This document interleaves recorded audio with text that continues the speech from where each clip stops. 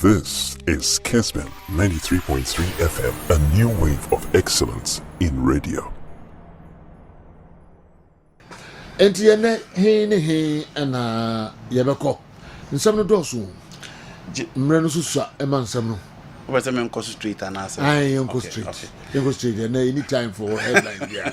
Okay, what any time for headlines yeah. You know Jordan Henderson and Ronaldo Okuntokwa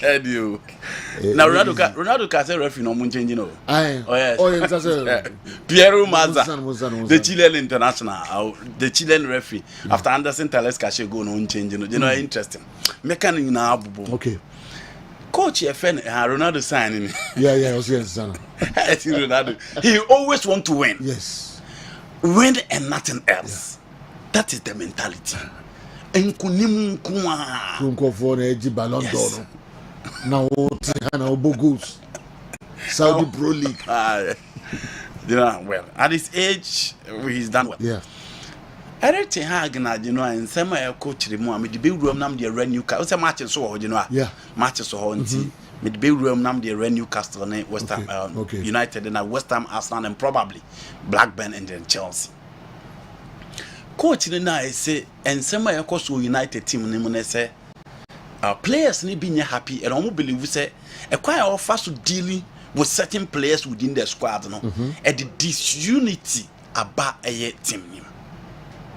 In fact, the first season obia born in some coach no say certain key decisions are ultimately taken and a poor team no my team no bought top 4 into what were the key decisions.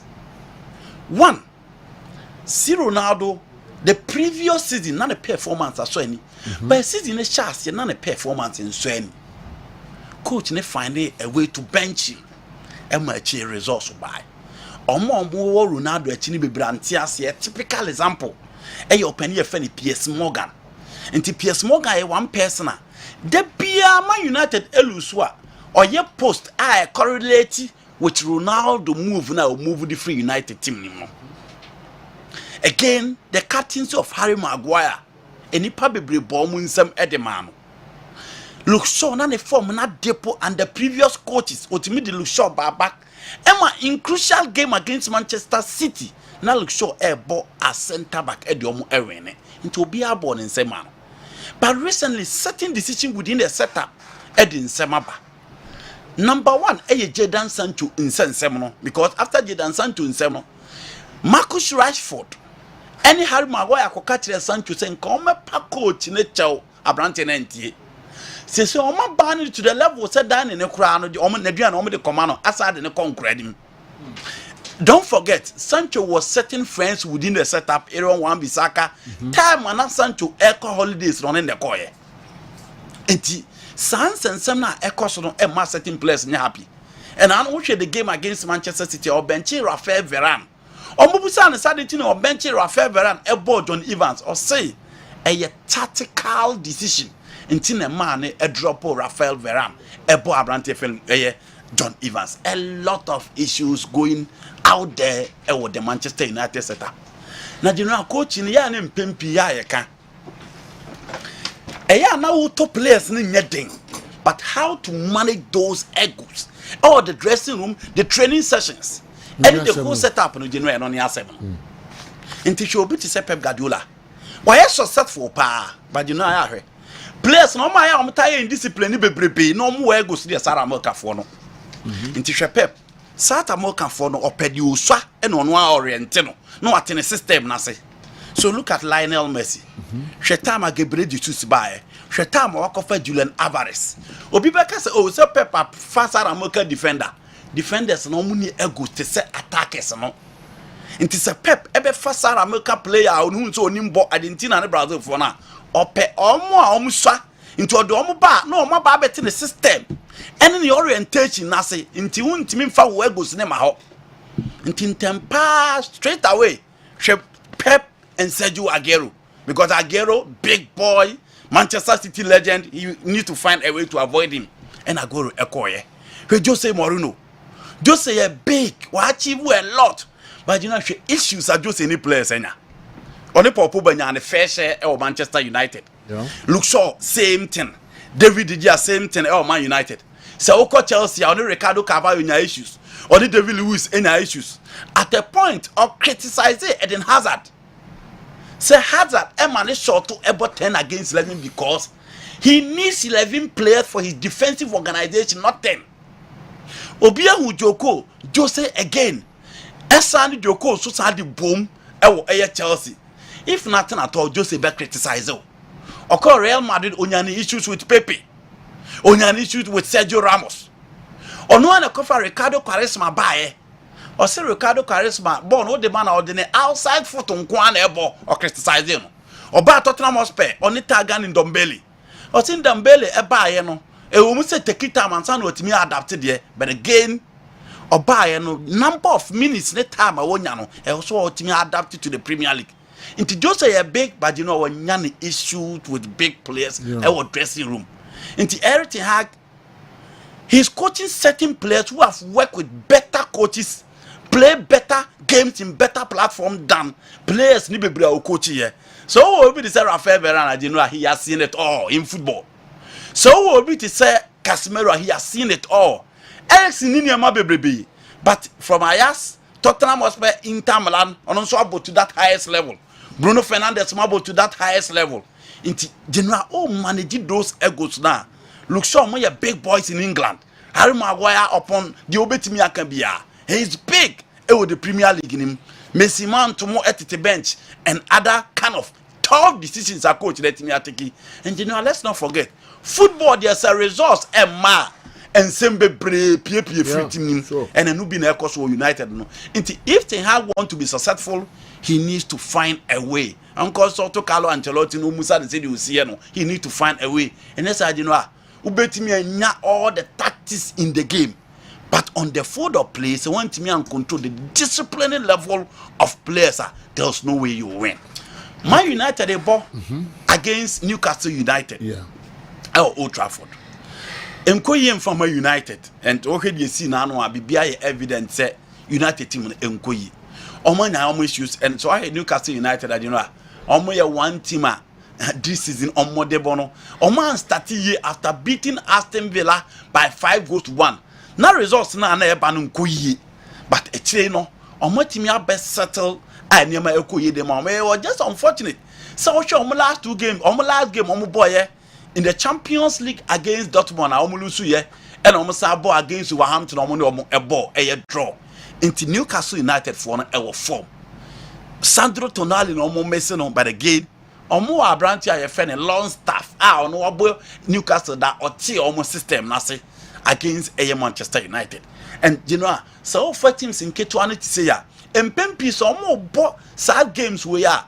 Omo maintain omo 11 na omo be substitute back one am you know maybe Alexander Isak pra into who expect say Callum Wilson na be lead line no nti I don't think changes be beba obehu their usual goalkeeper Nick Pope obehu Karen Trippier obehu Boltman obehu Fabian Schär Lamine Lascelles ababe central defense in him and midfield of Longstaff, Joe Letton, Bruno Gomes, Obenya Miguel Almiron and Wilson and then Anthony Gordon. Omo 11 omo de born and I'm expected say you know omo de bebo. And Man United there will be changes. We will expect at least coach Ten Hag Ben sign kakra. Probably Casemiro will be back to pair Amrabat in midfield. And defense also say Varane no fit. Sergio Reguilon here back there. Then you expect the back line say Reguilon back left. Diago Dalot, Rafael Varane will be back to pair John Evans of Maguire. Now midfield not stabilized. But the problem of Man United here anymore in general. And I know Sir Franco Narokan, Anthony Nshe, Marshall Nshe, Garnacho Nshe, Hoodland Nshe, Radford Asheba Akope. Into money muni CBN yim. Into no more bona with any moon kakrebia against Manchester City. Omunya 3 clear-cut chances. But you know, man, Timmy and Sheba Kokra. A woman say you give it to Adesanya Morales. We're improving the game so well. But I think say chances about United side at least 2 there. Nan koso omutimideshe. And so man Timmy and Phantom. Inti sa only United a bar. Unya problem be we actually because attack need 2 flats. And for me, and on the Bemba United that break against Newcastle United, I'm Bemba with a full force. But at Old Trafford and after 3-0, United and Pesa on be repeated. sad defeat ni bi omo repeat the anage no a e ya obvious Eric Ten Hag nam kwaso akọ they want to redeem their image but you know it will be a tough test for Eric Ten Hag. United problems ya doso sisi o mata de cross ha chi wo mu omo ball no omo ntime mo no omo de stress sa na imagine General. You see, we must risa. The Nadi doesn't tell you a chum. I'm on a jano shoe. They say, no, the Gomudi buy Senko, but Toma fancy replica, no, no, Tim Eshe. Because the main one of the bomb say tight. The game against, I think, Nottingham Forest also, Sheffield United, I used to sign a Tadi, Unana, or say a Chinedo. Yes, so but general, yes, obviously nobody will accept this. Yeah, Andy, make a very interesting analysis of the United situation. I was asking myself a question there. A resource na emano, and I must have someone getting kitty, APP abonting, and now say and someone getting kitty are making, and no nama resource anymore. Okay, because for me, and some of Boboso said the Eric Ten Hag back far. Jadon Sancho. Maybe we'll talk about Cristiano Ronaldo. Apart from that, minim other players be openly on no many altercation. Some way in the course of all the other teams. But when the results are not coming, and as and same way, if you are born club and some course. Issues are winning can and as and same way. Say I could be sa coach say. Ada na omo Jadon Sancho. Or say, now he can training grounds and so many, he hasn't done enough to merit the start. Mokano, which everybody know. Say Jadon Sancho, he had to the problem with Eric Ten Hag. He was not delivering. He was a flop at Manchester United. Until when the coach drops him and say this, and then young Crawford Mokan could say, Senka Jadon Sancho, Bobby Crank, Biaka results beba. Adabraka. Because when he was even part, the other players who are playing now are playing better than him. To me, as I sit here, it is extremely difficult for me to pinpoint what exactly is United's problem. But I think that, especially the game against Man City, just a Ten Hag na ne betche, the selection or the formation or boy, the substitution or I think that is what made United lost miserably against the team.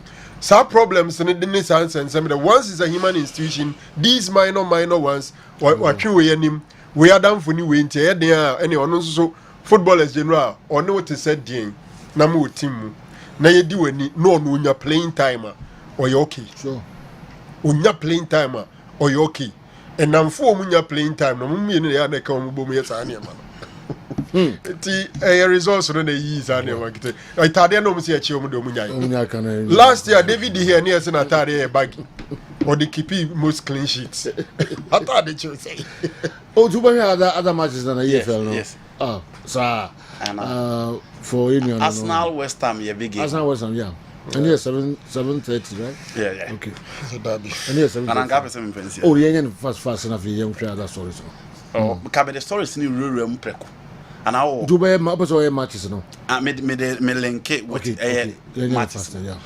First, Mauricio Pochettino so about to be a Alan Shearer. Everyone sema or can find Nicolas Jackson who in the Chelsea last game on boy against Brentford. Alan Shearer say, so we a striker now person we should go so baby I na Jackson jina na there. E be ye din so obetimi atontena. E so jina yi na pass ne ba watimi abobo na hye. Senye sanso dia ene Chelsea mpo bi wo animu ho na omwa no na jinua watimi ahye goals no. The last time Nasa Franco na reached the way of kind of some no create to do no working. I on carbon. And Pochettino so that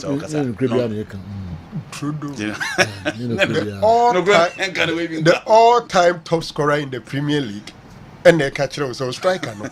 Open fin.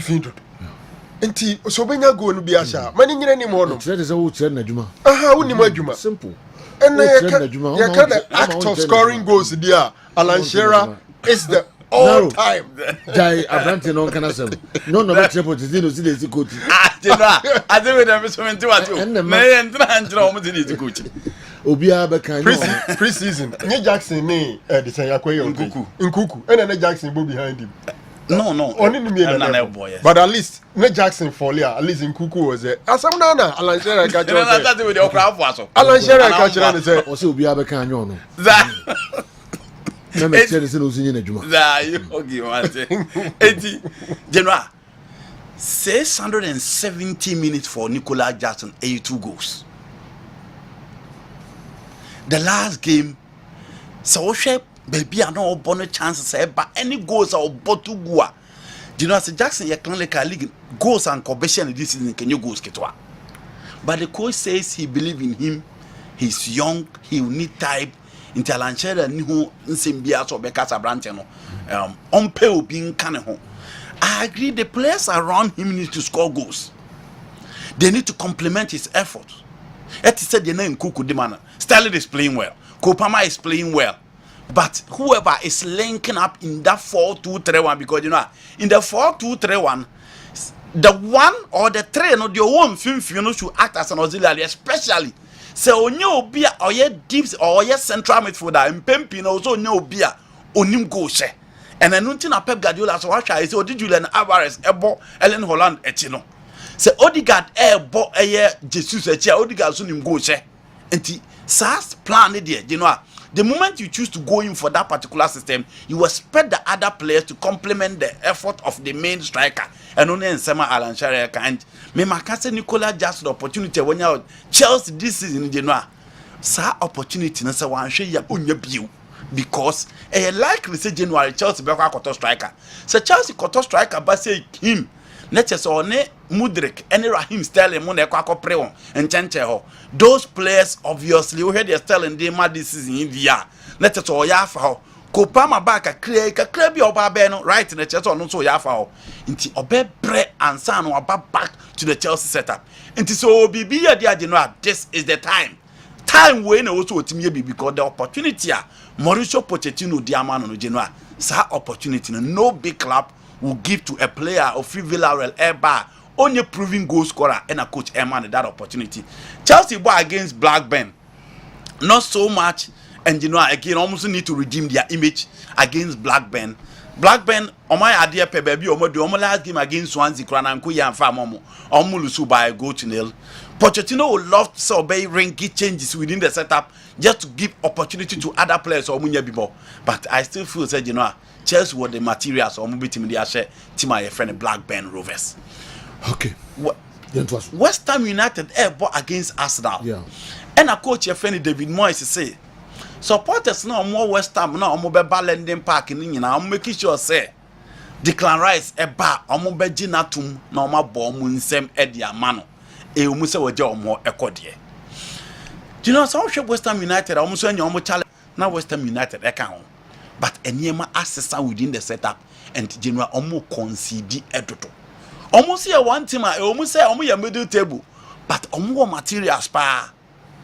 Omo ye team you know omo materials pa e wo their setup. Check their midfield. Check omo defense. Emerson Pemery a starter for the Italian national team. Look at Fabianski same.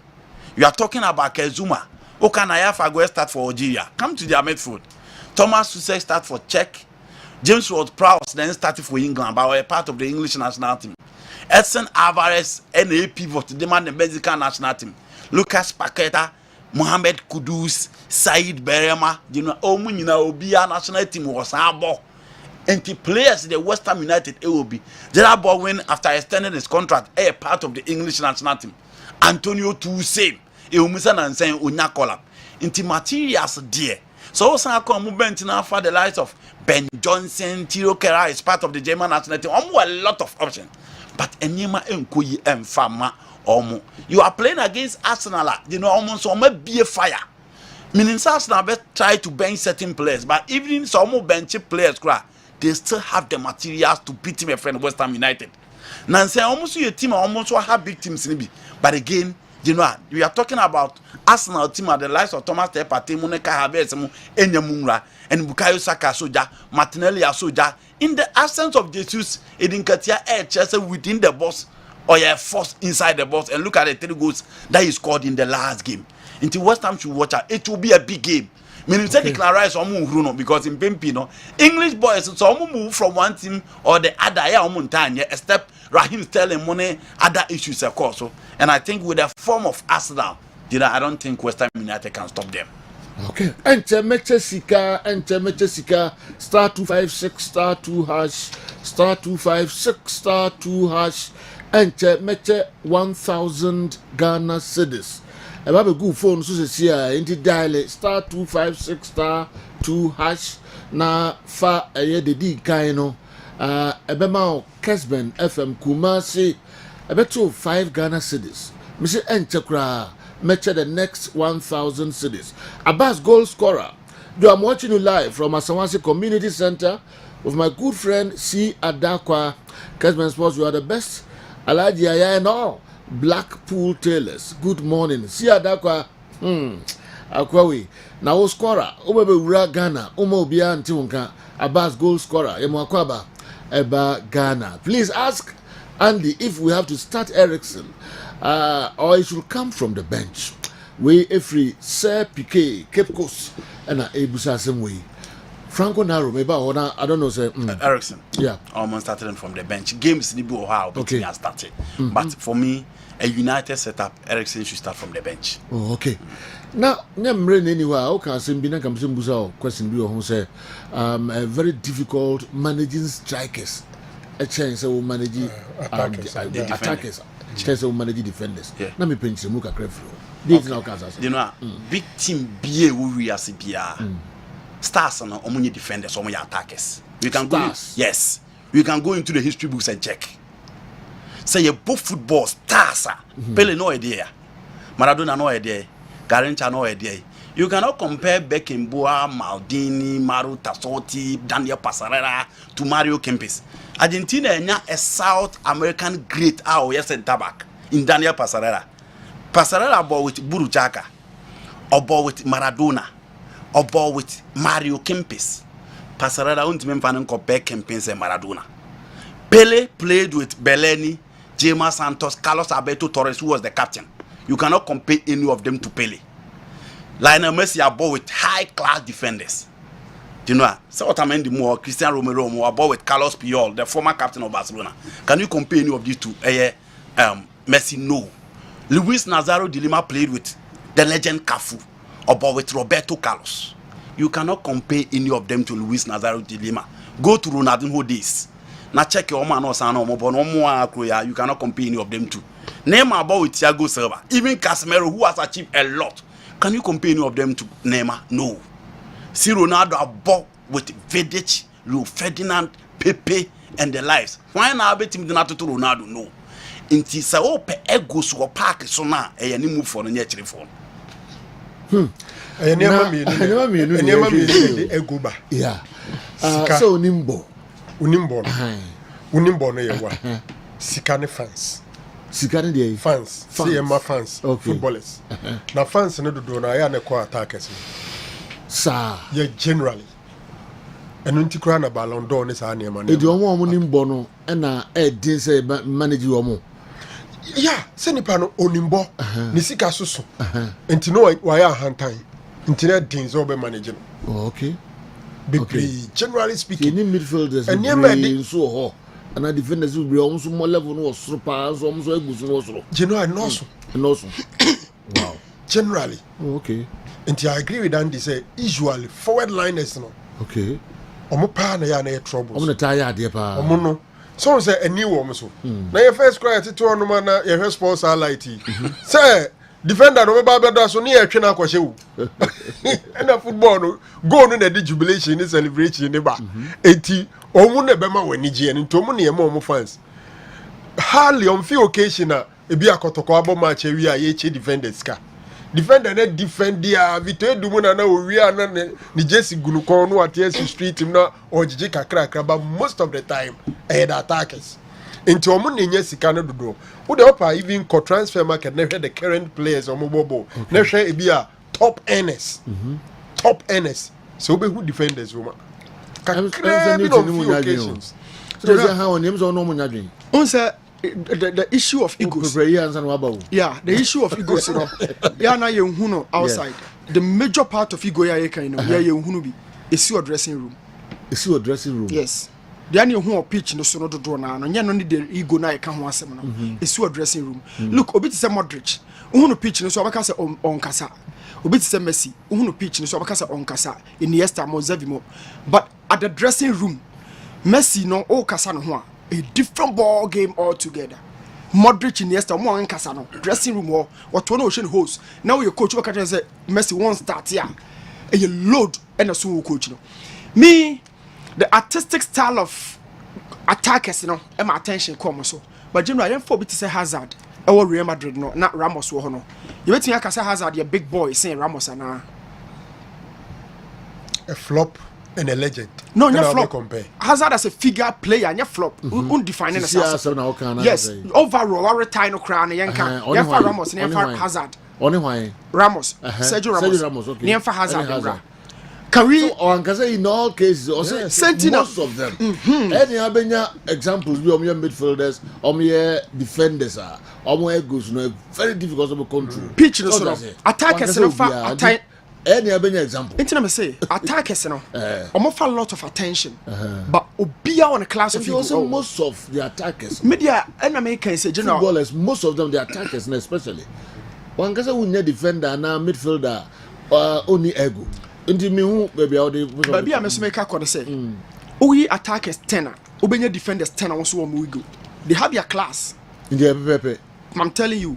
Oh, okay. Yes. I am telling you. So upper for attackers 10 defenders no. Yes, all kasa na action na so where you go. We see the thing happens at the dressing room and the anu hu no. Okay. The boys are really big for the coaches our dressing room. Okay. And yet look, mama can't say we say na the attackers any ego and change defenders. I am telling you say no. I think no make you point. Your dressing room Ayakobo has FA Cup final. Coach Tome yani na program yi. Okay, Ashgold. Okay. You do time aye boy selection. Na baby akodwa wakobo no. Ehona na ovuka soso nam. Na general e so tough say obebo kwadwo amana face ovuka because kwadwo kona nimpa. It was down to coach Tome say obefa ni means bi no kwadwa wakobe kasa. Coach General, I am telling you, sir, it was tough. Yes, a coach, I no more born to be. The Kodama could be a coach to me. Okay, Thomas Dia. But dressing room hodder, it was tough, sir, to me. Even who how on the Kodjubekasa. Known to me. Say, finally, Yakobono. Thomas should touch your program.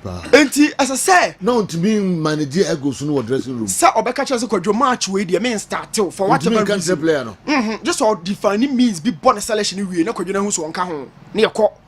Just a coach made the vim the bum say, could you selection any abono. But say, play be our respecting. Oh, wow, more with your mobile. Your place between a common regardless of the position. So about 2, so about 3. Marcelo Mones and Crofono, you don't tell me they don't have ego. Obe benchina. Oh, on cancer. And the maker say men cancer wa kasa. But me say, who you tenor? I want to the economy. Me, Matthias say, unya defenders are omo ego no won't. Or say attackers need the endorse. And also say no. No, we are across the pitch. One narrow say will be your hard dream. Look, Moreno issue no nya Madrid no. Actually for na man issue Madrid. Enya ni move for no. Moreno issue no nya Madrid no. Why no players well. Pepe ne Varane issue no buy no. Na or choose Varane ba. At some point I saw or bench Pepe. Casillas they are not similarly. Ramos similarly. Actually for na man Moreno issue. Okay, MC one make your point. Yes, yes. So be any stars out there back in the all can na. You know, goes or park and so. The Vinicius stars we are back here. The Vinicius here. The Vinicius here. Fella made intimate. The Vinicius the Vinicius with the Spanish La Liga anymore. Fella made intimate. The Kepa here Chelsea coach no. Free no. How many attackers so soon bit me who be? A drew crucial stage. You can't say goalkeepers need defenders so many igua. Kepa bra. Maintain the okay I say. No, me say. Anywhere on the field that over pick you obi say where you go so in attacker equal when you go defense. Now at some point good Chelsea legend at the bench as an assistant coach. Now you be do penalties. The coach now I decided say oh maybe you do the penalties here. Yes sa na Caballero enko. Kepa on to penalties. Sergio Becker said they say it here. But they called the guy. I say oh free ball no. I say oh Vinicius as man make out there with no not Vinicius. I'm still talking about my point you know. Vinicius might be one player. in world football, global, iconic figures. Creative troubles will be in them. Most of them attackers. Okay, Edmondo. Oka Romario, Oka Eric Cantona, Paul Gascoigne, David Ginola, Paul Gascoigne. Causing trouble isn't ego. Causing trouble isn't ego. Causing trouble isn't ego. Almost. No. Causing trouble. Self-esteem. And yeah, of course, opinion no one say Ronaldinho had the catcher will say, ego. Vinicius, no. The keeper there can get trouble. General, the keeper example is trouble. Yes. Let me use the keeper example. Because of the line I'm turning up. But person say causing trouble is different from ego. Good. And our example of the mine, causing trouble. General. Now some no cry can. Ye kase omo ha adwin. Adwin ha here no causing troubles. We have people who have ego. On cause trouble be boy ego. Like obeka no ko muaw. Yeah. Unya utimi men kra na Michael Olise die ni bi. Odin lane. No on kasa.